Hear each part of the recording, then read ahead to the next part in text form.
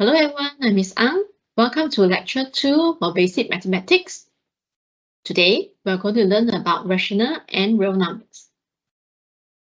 So we'll learn what is rational numbers, what are real numbers, as well as evaluate answer using the calculator. Now for students who have not yet taken out a calculator, please make sure you have your calculator as well as your lecture notes. Now first of all, what is rational number? Rational number is actually a number that can be expressed in the form of a fraction, whereby A and B are integers and B is not equals to 0. Okay, so the denominator cannot be 0. To identify if a number is rational, you may check the following conditions.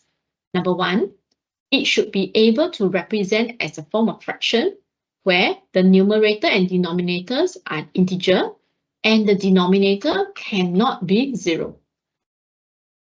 Next, the fraction can be further simplified and be represented in the form of decimal form. It can include positive, negative number as well as 0, meaning all integers are rational. All fractions are rational. All terminating and recurring decimal are also rational. So if you have decimal form that are short, okay, these are terminating decimal, they are referred to rational. Numbers with a dot on top, meaning they are recurring. So that means the number 9 is repeating itself. This is a rational decimal. Okay, 0.14 with 2 dots above, meaning 14 is repeating itself. So all these examples of recurring decimal are a type of rational numbers. So we have two diagrams, okay, that compare what is rational and irrational number. Rational number will include natural number. So like natural number are like counting number. So you start counting by number 1, from number 1 onwards, right? So 1, 2, 3, 4, they are considered natural numbers. Whole numbers will include number 0, okay? And then 0, 1, 2, 3, 4 and above will be considered as whole numbers. Now, square root 9 may not look like a whole number, but if you simplify it, it's equals to 3. So it's a whole number. Same as 8 over 2 is actually 4, so it's also considered a whole number. So a whole number can also sometimes be represented in fraction form, okay? Integer will be including any numbers that is negative or positive whole numbers. Any other numbers that are in the form of fractions or recurring decimal, for example, 0.212121, they are considered as rational numbers. Irrational numbers will have a long string of decimal place that is non-recurring. Okay, for example, square root 8. So you can key inside your calculator square root 8 and you get number like 2.828427125. Okay, so the whole string of decimal places, okay, have different numbers. They are not recurring, so they are considered as irrational numbers. Okay, now I have a YouTube video and it will actually summarize for you the difference between rational and irrational number. So let's watch this video together. Rational, irrational, and real numbers. In this video, you're going to learn to tell rational from irrational numbers and what a real number is. Then you'll be ready to ace questions on this topic. Here's the formal math definition. I'm going to interpret it for you so it's easy to understand. A rational number is any number that can be shown as a fraction where the numerator and denominator are whole numbers, either positive or negative, and the denominator cannot be 0. Now, I'm a very visual person and that sort of helps me, but I think we all find it easier when I bring in a number line and say that a rational number can be located precisely on it. We've all used number lines before. As you know, a number line has positive numbers, negative numbers, and 0. We call these integers. Integers are rational numbers. They occupy a precise location on the number line. And we can put fractions on the number line as well. Negative fractions, positive fractions, all located on the number line. And a mixed number can be shown as an improper fraction, so it fits the definition too. And decimals can be put on a number line as well. Okay, what about this then? 0.3 recurring. You might say, well, the 3 goes on forever. It can't occupy a precise place on the number line. But then you might say, hang on, I know that 0.3 recurring is the same as 1/3. Aha! That means it's a rational number too. In fact, if you have a decimal number with a recurring digit, it's also a rational number. And some fractions, for example, 27/99, when you put that into the calculator and get a decimal from it, you're going to get a repeating pattern or period. If you have a decimal number with a repeating period, that is also a rational number. It does seem like pretty much everything is rational. So what's an irrational number then? First of all, I want you to know that they are, in fact, easy to spot. An irrational number is a decimal value where there are no repeating digits or period of digits. I'm going to show you one now on the calculator. We put in 2 and hit square root. And look at that decimal. There's no pattern here, so this is an irrational number. Get a calculator and try to find some more irrational numbers by using square root. And here's a hint. If you plug in any number that is not a perfect square number and you hit that square root key, you'll find another irrational number. And here's one you've got to know. The most famous irrational number is pi. I guarantee you'll be expected to pick that one out as an irrational number and say why. Pi has an infinite string of decimals with no pattern. In school, we show pi to 2 decimal places as 3.14, but that is only the beginning. Mathematicians have been working on finding digits of pi for years, and get this, in 2020, after 8 months of intensive computer calculations, a new Guinness World Record for pi was set, calculating it to 50 trillion places. Remember, here's how to spot an irrational number. It has a long string of decimals with no recurring digit and no repeating periods. Rational numbers are everything else you're likely to get in school. Oh yeah, and both rational and irrational numbers are also real numbers. Nice. There is a class of numbers called imaginary numbers, but that's not for this video. Now you've got it. You're ready to identify rational and irrational numbers and say why you're classifying them that way. So go and amaze your teacher with your awesome math muscle. See you next time on Let's Do Math. Let's practice and determine if each of the following number is a rational number. Now try and do the questions yourself before we check the answers on the next slide. Keep in mind, a rational number should be a fraction, okay? And the denominator cannot be 0, right? So first number, 369, yes, is a rational number because we can represent the number in terms of 369 over 1, which is fraction. Number 2, 10.75, yes, because the 0.75 is actually 75 over 100.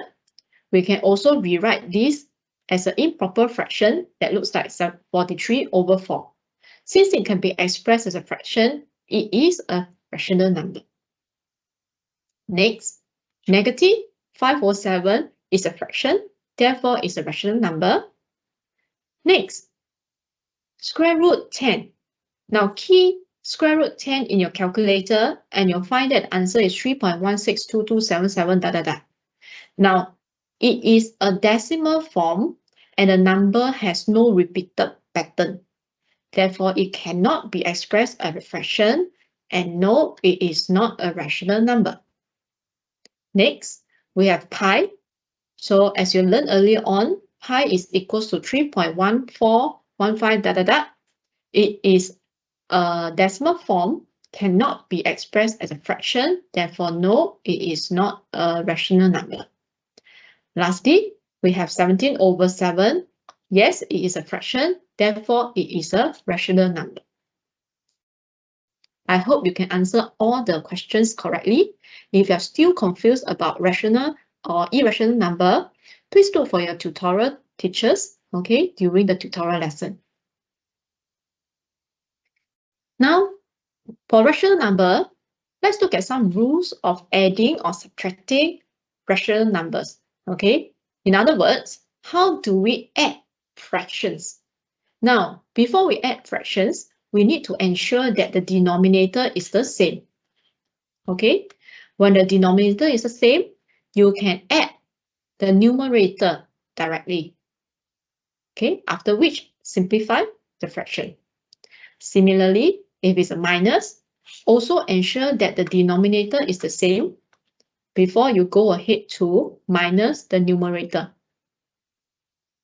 For multiplying or dividing rational numbers, if it's a multiplication of different numbers, the numerator can times the numerator, whereas denominator can times denominator, provided the denominator cannot be equals to 0. When you divide a fraction, take note, you cannot divide a fraction directly. Instead, the fraction behind should be flipped, okay? So you change divide to times, okay? And you flip the denominator to the top, numerator to the bottom. After which, you can use your multiplication rule as above to times your fraction. Take note, denominator cannot be equals to 0. Now, these rules may seem confusing, but we will practice some questions and hopefully you will be clearer, okay, as we do some real questions. Let's practice.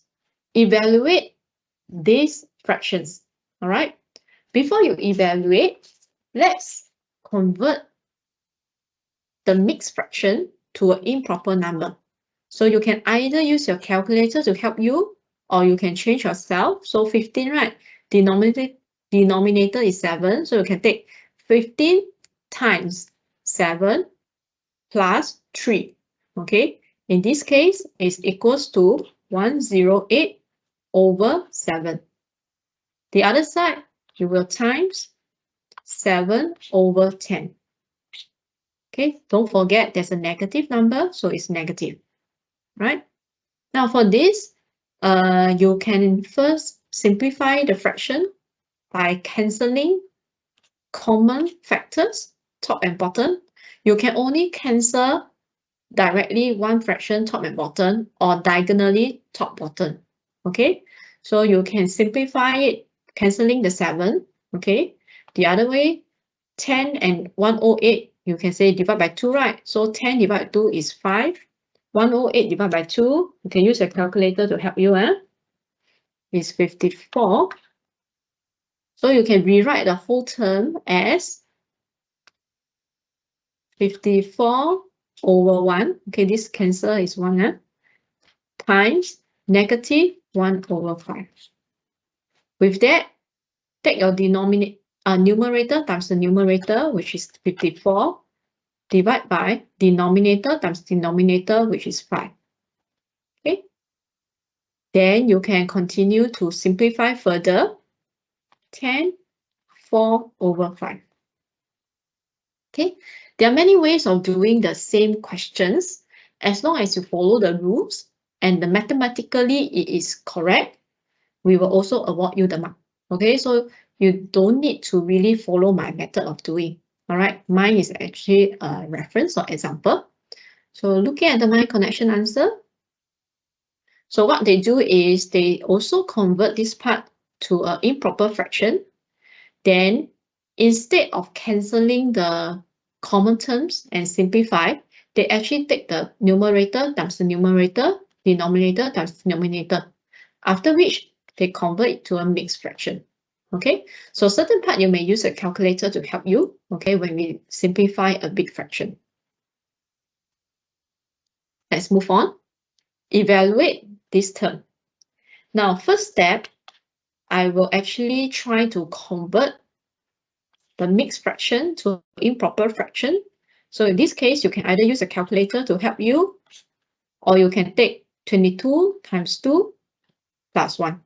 Okay, so don't forget the negative sign. Divide by, same thing, 2 times 2 plus 1. So 2 times 2 is 4, 4 plus 1 is 5.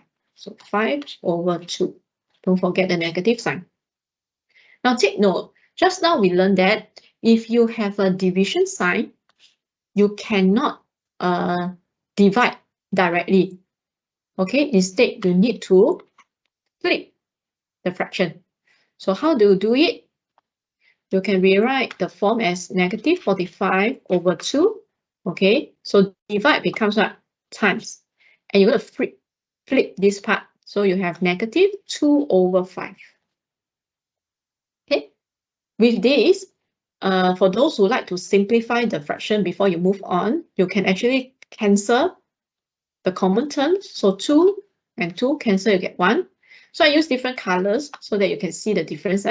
So 5 and 45 can also cancel. 5, 1, 45 is 9, right? 45 divided by 5 is 9. 5 divided by 5 is 1. Then you can rewrite the term as what? Negative 9 over 1 times negative 1 over 1. Okay, so it's negative 1 now. So you have negative times negative. So what you get? You get a positive 9. Because negative 9 times 1 is 9. 1 times 1 is 1. So you don't need to write 9 over 1. Just write 9. Okay, this is my final answer. Now for students who can do questions by skipping some steps in between, as long as your mathematics manipulation makes sense and follows the rule, okay, you can skip some steps. All right, I'm doing the detailed steps to show students who are unable to catch up so fast. Let's look at the mind connection answer. So one way is to convert the mixed fraction to improper fraction. All right, after which, like what I did earlier on, divide sign, you convert 2 times, and then you're going to flip this fraction. So 5 over 2 becomes 2 over 5. After which you can, cancel. You get 45 over 5. Then after that, simplify. And of course, the negative sign, right? Minus times minus equals to plus, which we learned earlier on. Okay, the rules of multiplication. Next question. You may pause the video for a minute. Try to do the question yourself before I go through the answers with you. Okay, so pause the video and try the questions yourself.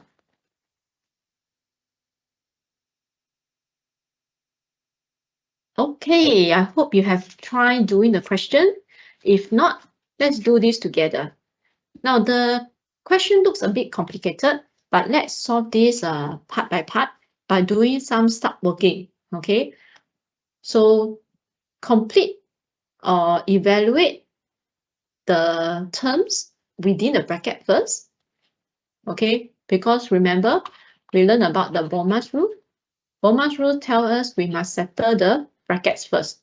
So for this part, you can rewrite as 5 over 12. Open up the bracket. Negative, negative is a positive. Now, when you add a fraction, you cannot add directly. Remember, we need to change the denominator, okay, to the same number. So how to change it to 12? You can times 2, top and bottom. So it becomes 10 over 12. So we settle this part, which can be equals to 5 plus 10 is 15 over 12. So this bracket, okay, we have evaluated. What about the bracket over here? Let's try with another color. So minus 3 over 10 plus, same thing, you have a plus, right? You cannot add directly. You need to convert to same denominator. So times 2, top and bottom, you get 2 over 10. So you may use your calculator to help you one. So minus 3 plus 2 is minus 1 over 10. Now with this, let me rewrite the equation. So 15 over 12, I have times this part minus 1 over 10, then divide by 8. You see, I can actually simplify this very complicated equation to a very simplified form. All right. If you want, you can actually do some cancellation, okay? Because it's 10 and 15, right? You divide by 5 is a 3, divide by 5 is a 2. So you can rewrite this as, or you can simplify somewhat actually, now 3 and 12, right? For those who are fast, you can see. So 3 and 12. So you can cancel diagonally, top and bottom. Also, you can cancel top and bottom like that. So 3 divided by 3 is 1. 12 divided by 3 is 4.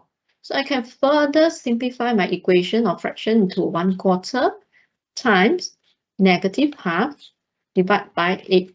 Now I like to simplify fractions so that it makes my number smaller and easier to work with. So 1 times 1 is 1. 4 times 2 is 8. Don't forget your negative sign.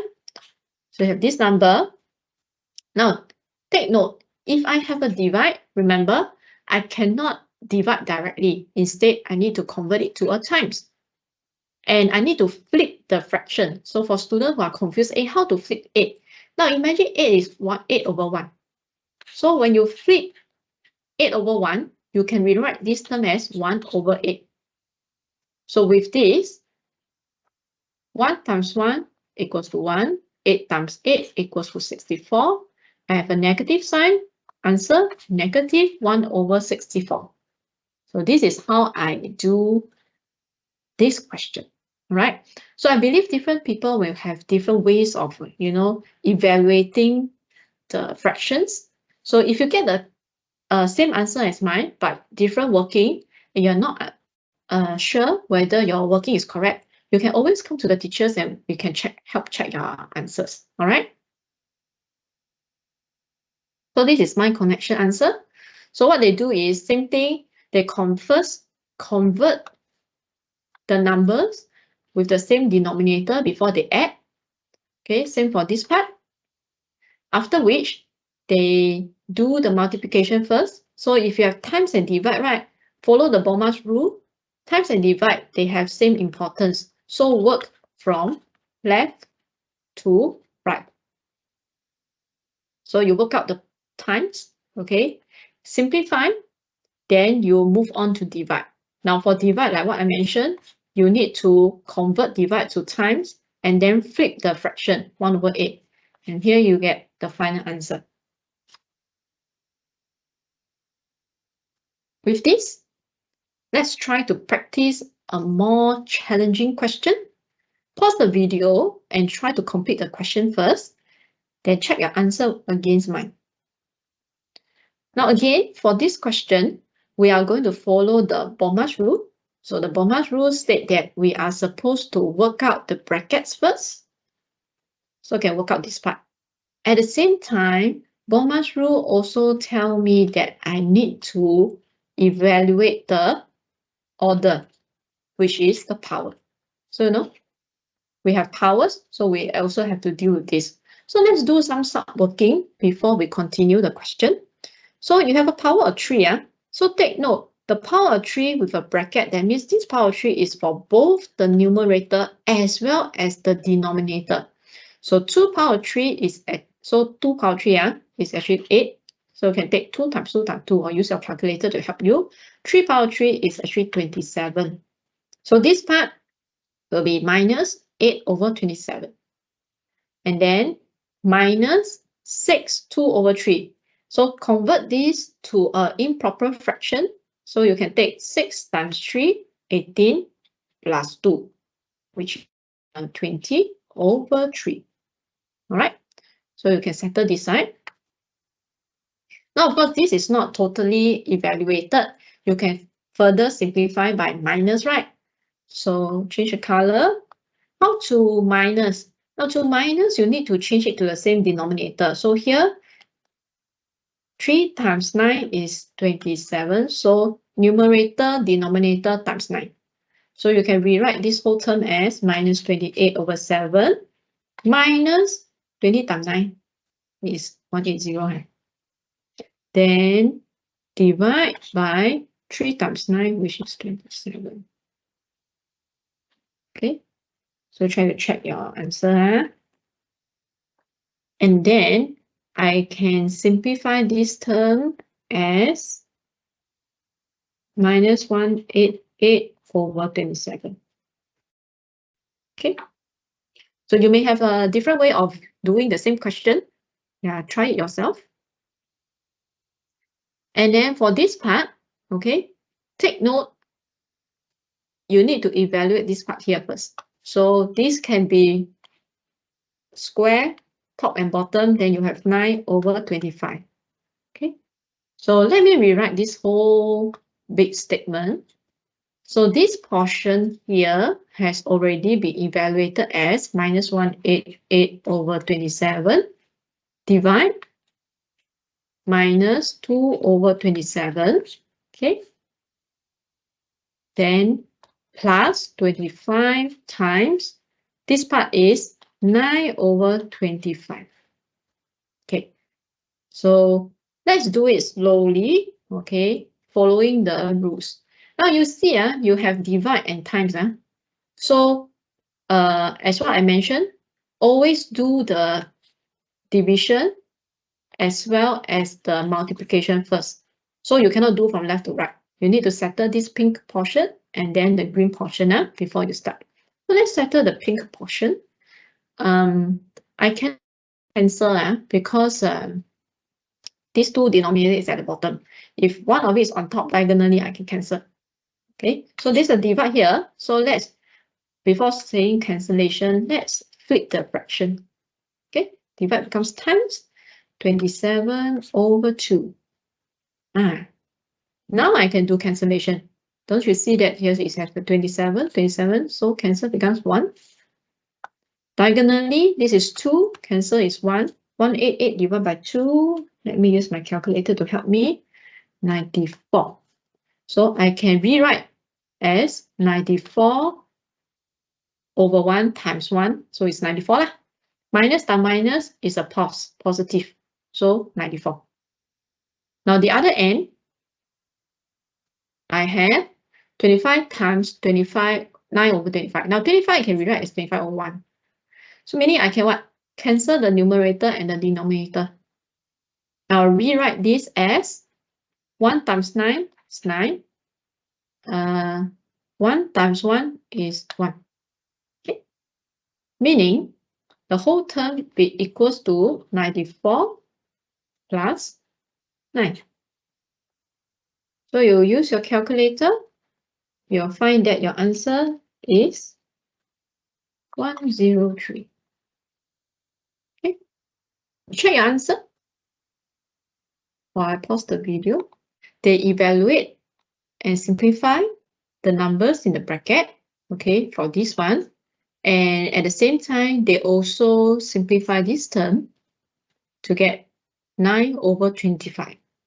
After which, because you have the brackets, we need to solve first, right?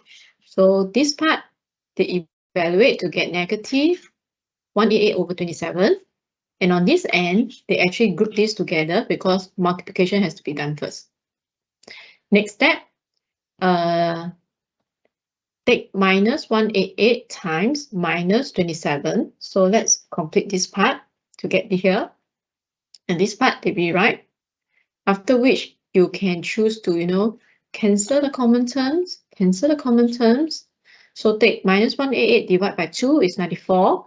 Negative becomes positive. And for this end, you have 9. So 94 plus 9 equals to 103. Moving on, we'll look at real numbers. Now, real numbers are numbers that can be represented by values in the number line. Okay?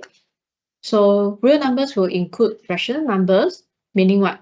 Those numbers with terminating decimal or repeated decimal, as well as fractions, and all non-terminal and non-repeating decimal. In fact, real numbers will include rational numbers, irrational numbers, as well as integer, whole number, and natural numbers. So for real numbers, right, terminating numbers refers to numbers that has an end. Okay, so for example, numbers like 0.2, 0.25, they have an end, so they are terminating decimal. Recurring decimal refers to decimal that repeat forever. So usually we will see a dot notation with recurring decimal. So the dot above this number 3 refers to the number being repeating itself. Okay, and if you have other decimal that looks like 0.214 and there's a dot above the 4, it means the 4 is repeating itself. Okay, if two dots are used, they used to show the beginning and end of the recurring group. Meaning, if I have a dot above the 8, a dot above the 9, it means that these three numbers keep repeating itself. Okay. Sometimes in certain maths, you'll find that they will write with a stroke above. Okay. It also means that the numbers, okay, are repeating itself, or they are repeating or recurring. Okay. Okay. Now this slide summarizes what is the real numbers. Okay, so you can actually use this flowchart to help you identify what are the different types of termination. So this one is a summary. So natural numbers will include numbers that are counting numbers starting from 1. So 1, 2, 3, 4, they are called natural numbers. Whole numbers will include number 0 as well as the whole number 1, 2, 3, 4, 5. Integers will include numbers that are both negative or positive whole numbers. And rational numbers will be like fractions, whereby the denominator cannot be equals to 0. Okay, so anything that is not rational will be irrational. And then under this whole big group, we term it as real numbers. So same as what the video has mentioned earlier on, just take note that there's another set of data termed as imaginary number, but we are not going to cover in today's context. Now with that, let's practice.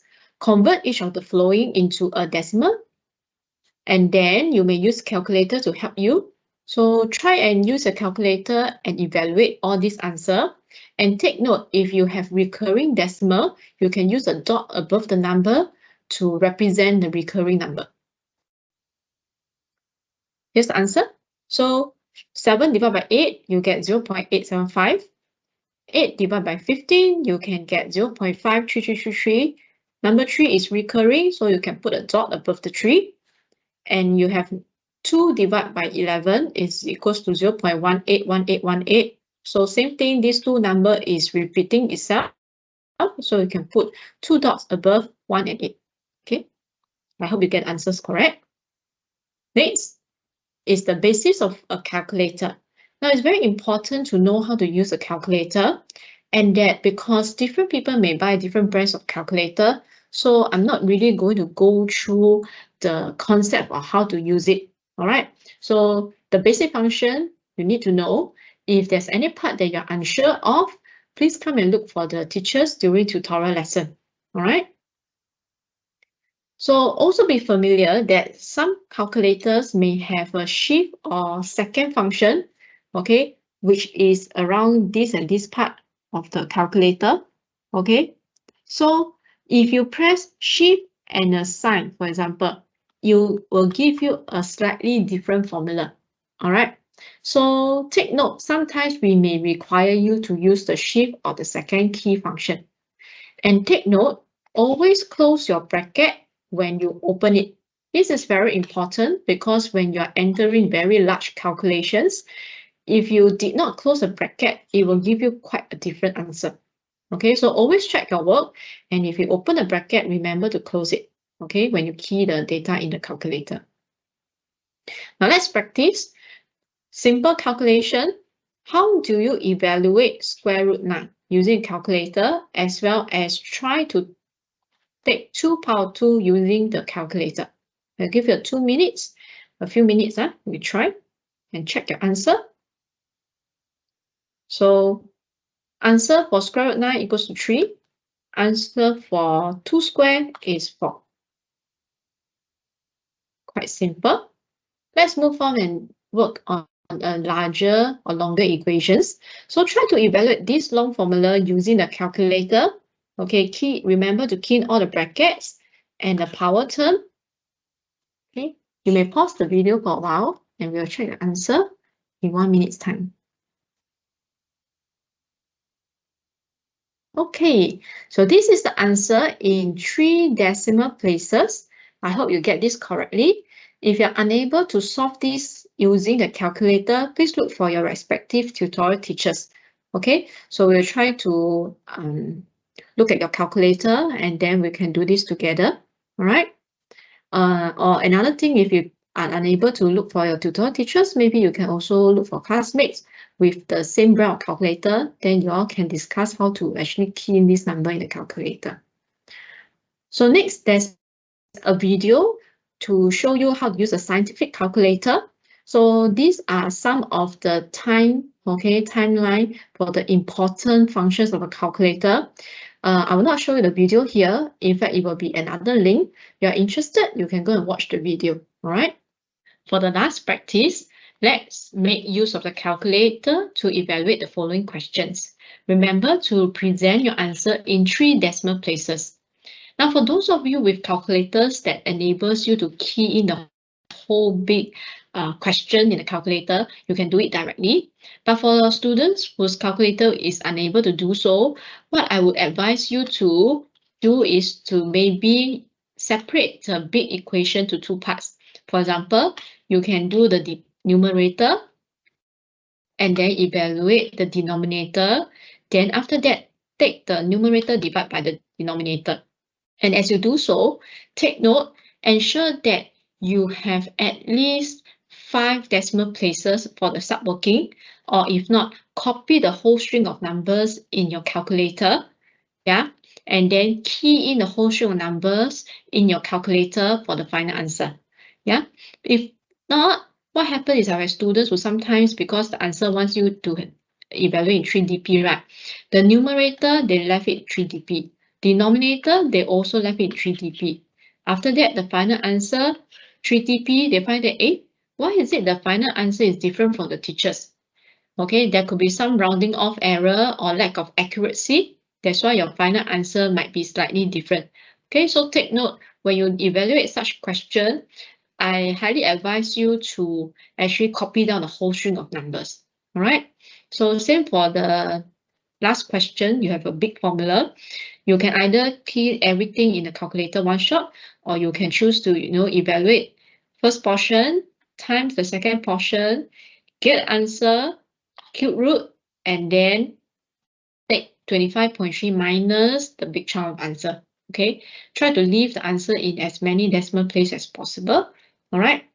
Now, I also noticed that sometimes in questions, for example, if you try to key in cube root 39 in the calculator, okay, you'll find that your answer is 3.4641011615.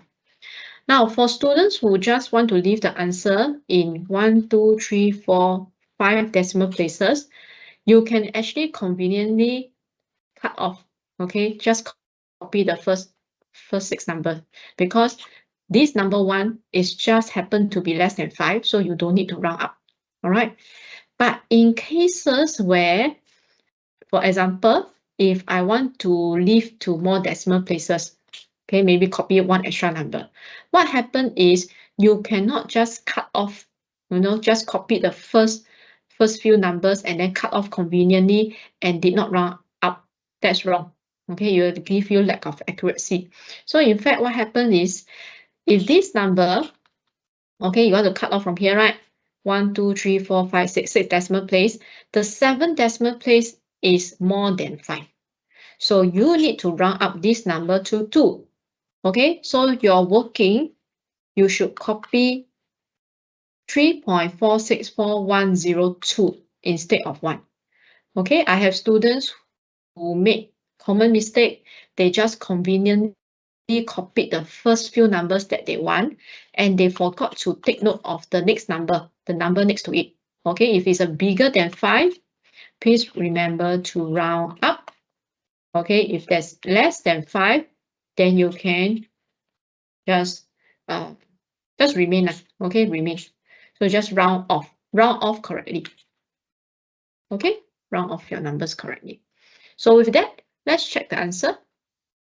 So I hope that you get your answers correctly, all rounded off to 3 decimal places.